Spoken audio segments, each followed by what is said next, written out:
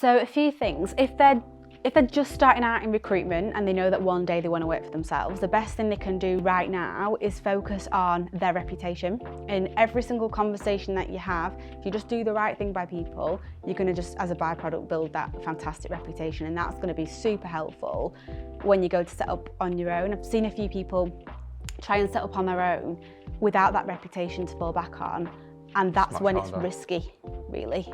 There's always an element of risk when you set up on your own, but you want to try and eliminate that risk wherever you can, and that's one of the areas you can.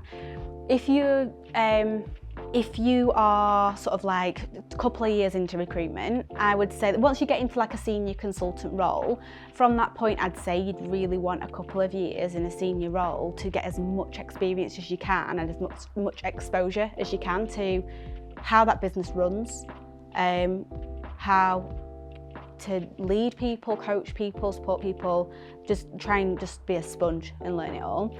And start at that point saving up, basically. So one of the things that was, I don't know if we would still be here if I hadn't have done this, because obviously the pandemic hit 9 months in, and there's always going to be the economy to contend with, always.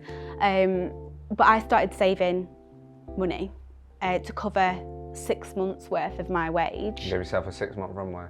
Yeah, and as it happened, I stretched it out to 12 months. I just scrimped for 12 months.